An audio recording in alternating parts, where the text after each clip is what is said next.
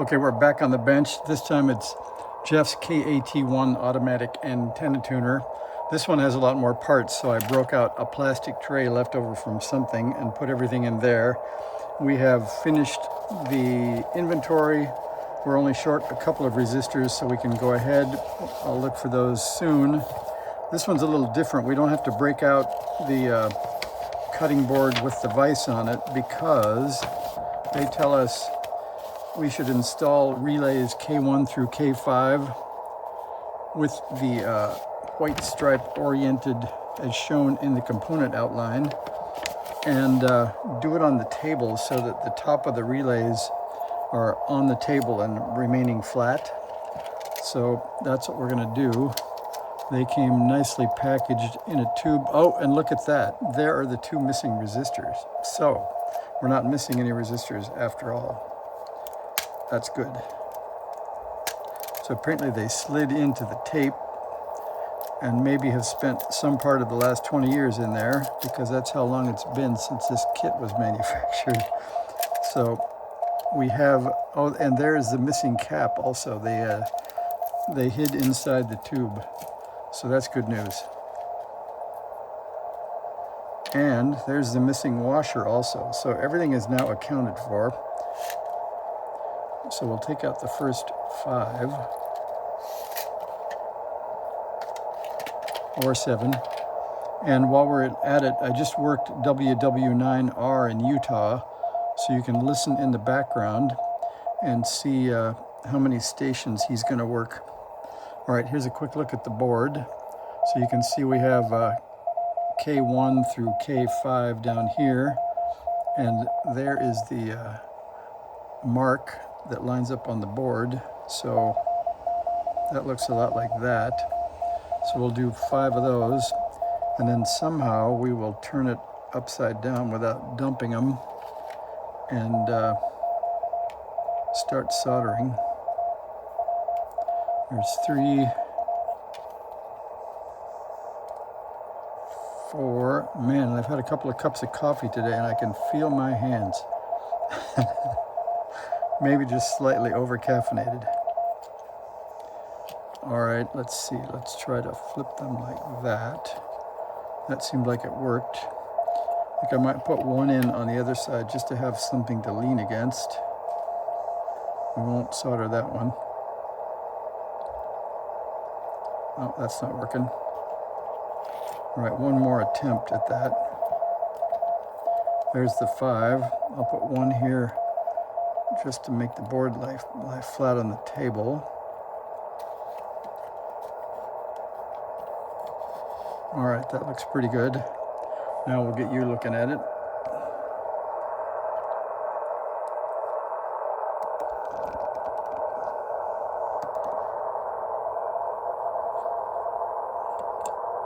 That's not working too well either. I think we need something under the corner. I guess maybe we'll just hold on to it. So the instructions say put them in there with the reference, and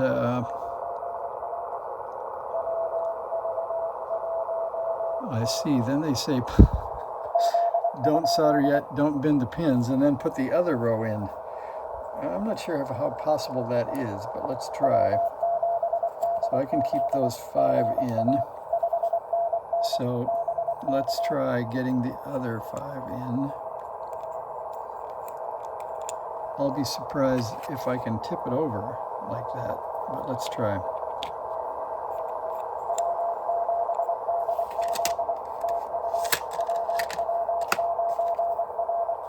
That's a lot of relays.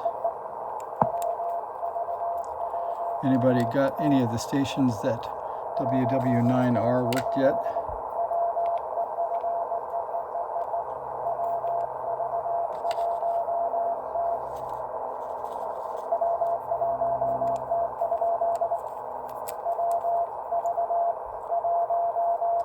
Can't see behind the camera.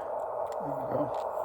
All right, now those 5 on the top I can hold with my thumbs, and then the others, that seemed like that worked. So that gives us 10 relays. And Now it says, using a book or other flat surface to hold the relays in place on the top side, flip the board, solder the 2 diagonal pins on each relay. And by the way, there's still a little bit of eraser left. I used some pink eraser that was in the drawer because this board's 20 years old, and I thought that couldn't hurt, but now we got to get rid of some of the pink eraser. Oh, there's a problem. There might be some editing going on in this video because I didn't flip it over correctly and I lost almost all of them. So we'll try that again. I wonder if tape might be a nice addition to this show. I guess I could try a piece of paper or a card and then slide the card out.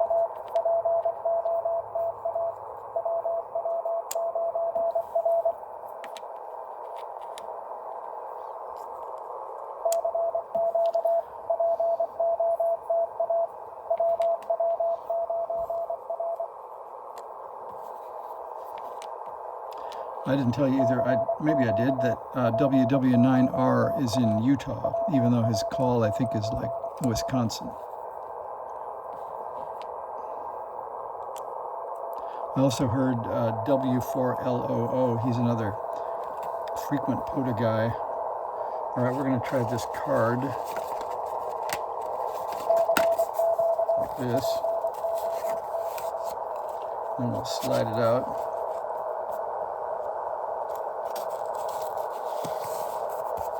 That seemed like it worked. Everybody seems to be still home. Then, that won't slide under. Maybe this connector will slide under. Yeah, that connector will keep me from dumping over, so that's good. All right. So I put the 10-pin connector underneath the right corner down there so it won't flip over while we solder. I have wetted the sponge today and tinned the tip. It looks not great, but pretty good. All right, now we're going to go for corners.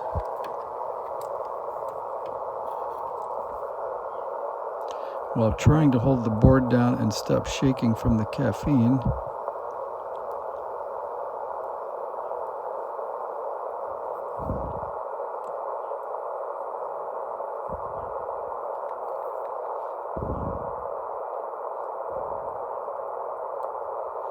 watched a doctor on TV who said I should be drinking light roast to get the benefits of coffee.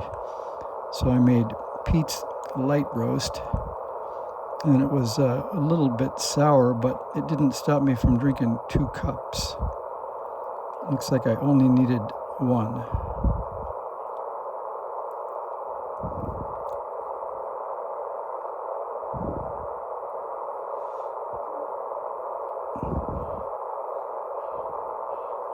Somebody could complain that I'm soldering alternate corners of the relays. I'll try to do better.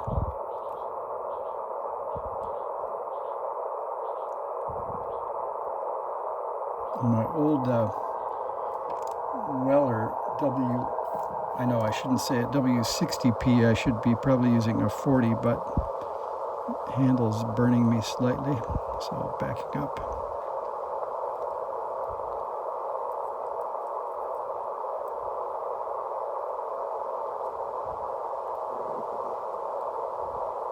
I have to come back to some of these.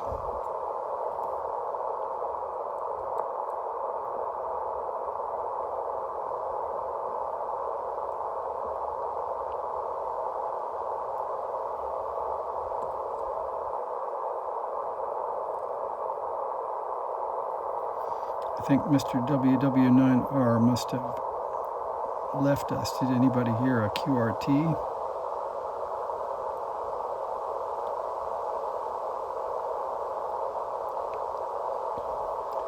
By the way, I'm still using the hamstick on the gutter outside the door of the garage. It's working quite well. So then the question is that why my noise level is lower? Because it's a vertical? I don't know.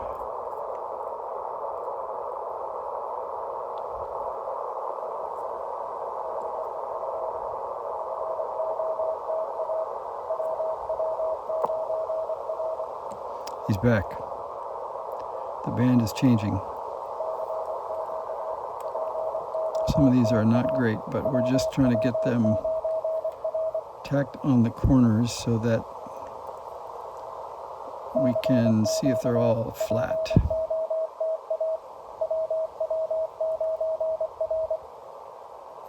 All right, we think we're tacked on the corners. Now, time for your inspection. How'd we do? So there's the first set. They seem to be flat on that edge. The back set seems to be flat on that edge. It looks like that's a pretty fair way to do 10 relays.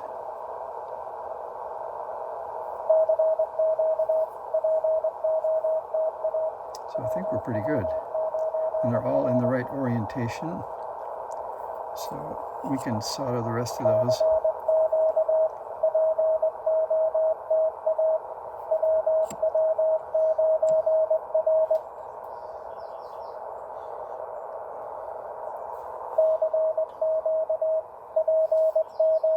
Now he's getting quite loud.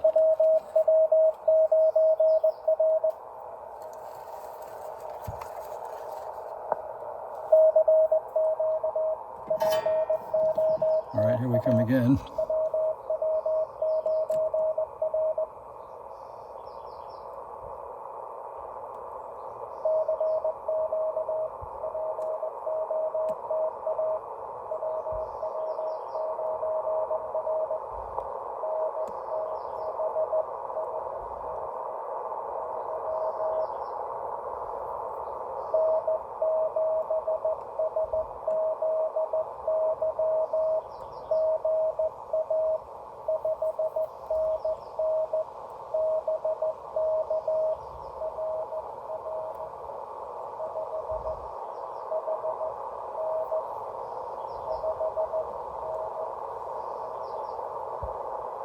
Missed the state on that one. Oh, I guess that was Idaho.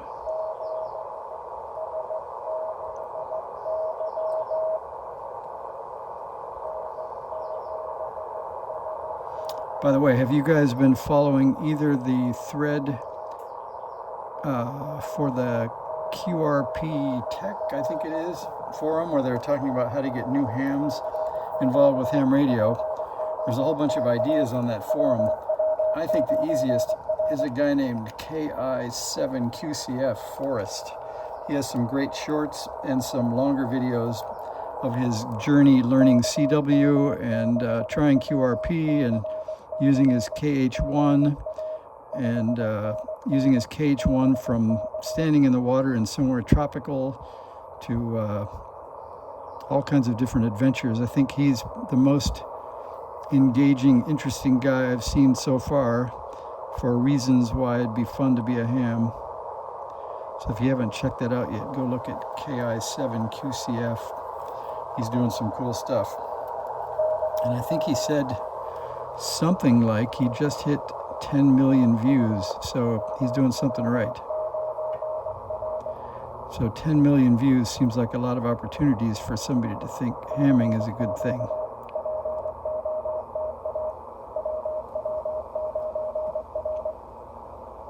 I think I won't make you watch all this unless you want to, so we will likely fast forward through this part in the video, because this is a lot like watching grass grow.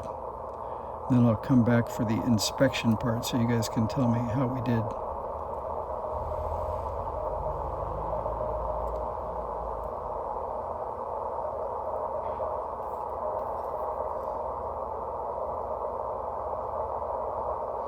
I guess we're about a third of the way done or something now. Maybe it's not too terrible. Maybe I'll get you a different station to listen to instead of WW9R.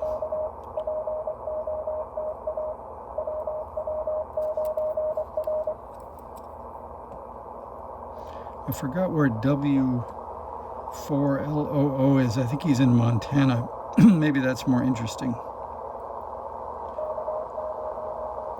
I did hear a guy in New Mexico, which isn't very frequent for me today, but I worked WW9R with no problem, but I couldn't get the New Mexico guy with my hamstick on the gutter.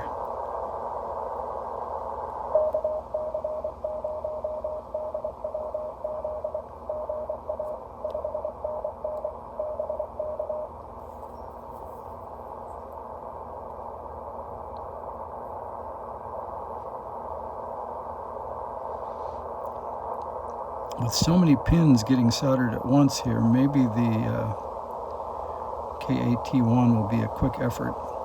We also got pre-wound and pre-tinned toroids, so that'll speed that up. And there just aren't that many parts on this thing, so I think we'll be in pretty good shape. I have to give Elecraft credit too. They put some nice, the caps that are used in tuning are pretty fancy looking 1 kilovolt caps, so they're ready for the job.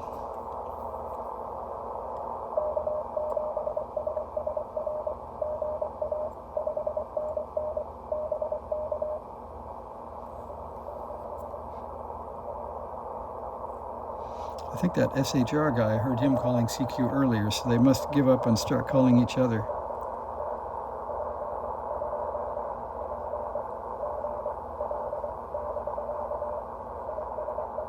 So I guess that was a park to park.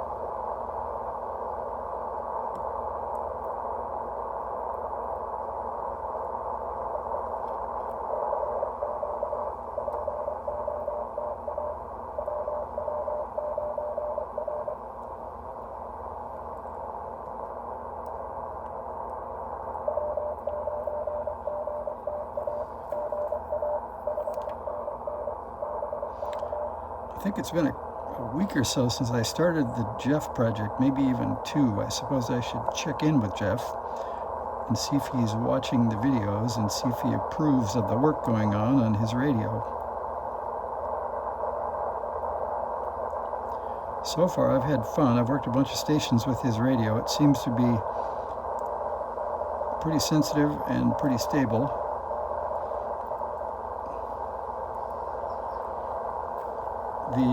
The tuning, I think, is 93 kilohertz or something like that.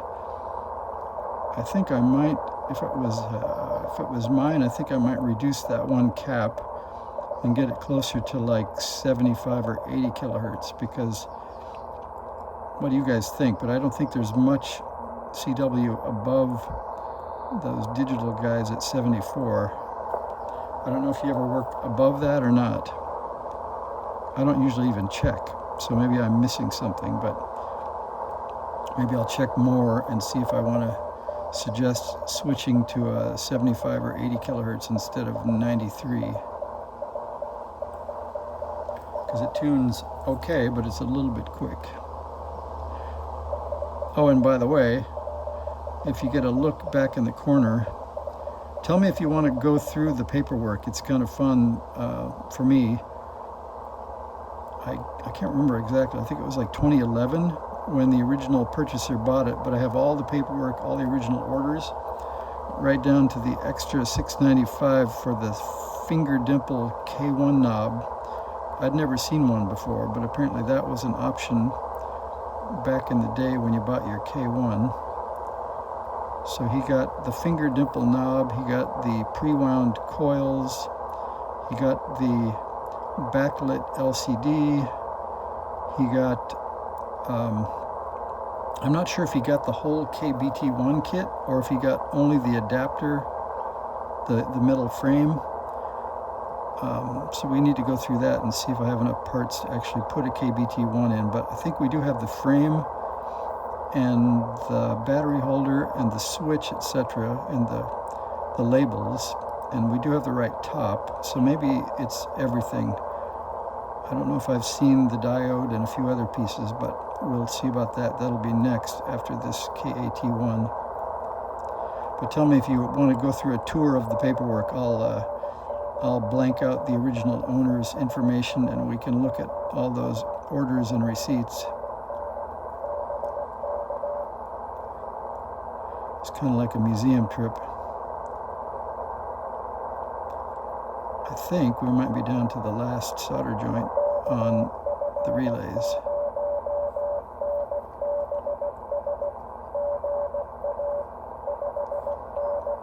All right, let's look and see what we got. So we'll add some light, and I'll get it up here closer. Oh, I see a couple that looks like we need some solder on. So let's see, we'll start top right. I think those look okay. There's still a piece of eraser in there. Got rid of that. I think that third relay needs some help.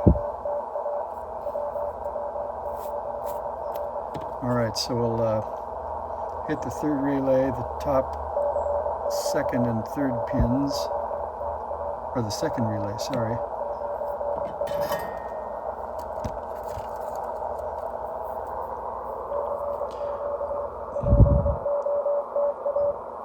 There's sparing solder, and then there's not enough solder.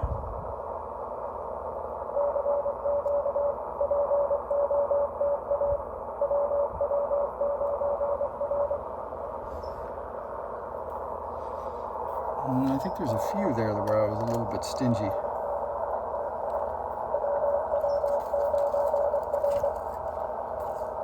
We're really going through this solder is pretty thin, so it seems to melt away pretty quickly.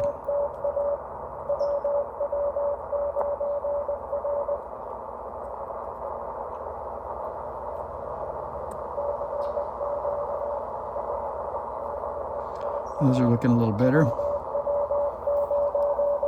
A couple down here look pretty sparse.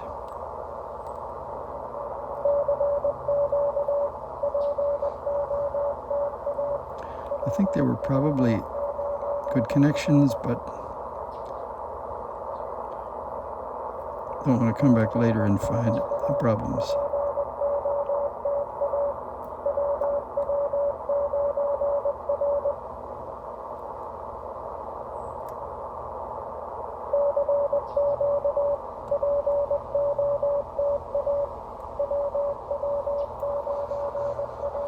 I don't like this one.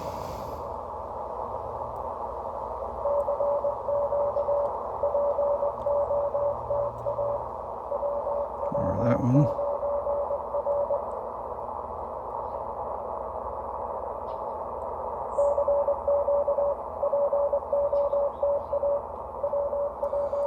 Now what do you see? Maybe this one?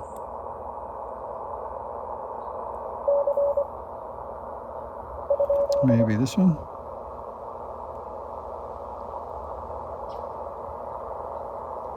All right, one more inspection. What do you think?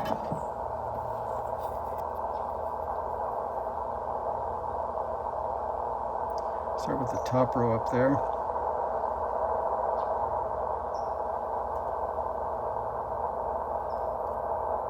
I think, except there's another piece of eraser. I think I can live with all those. Oh, bottom left of that one doesn't look pretty.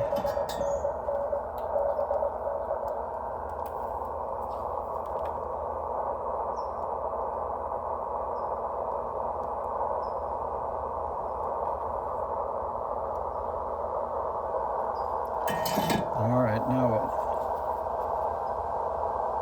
I can live with that.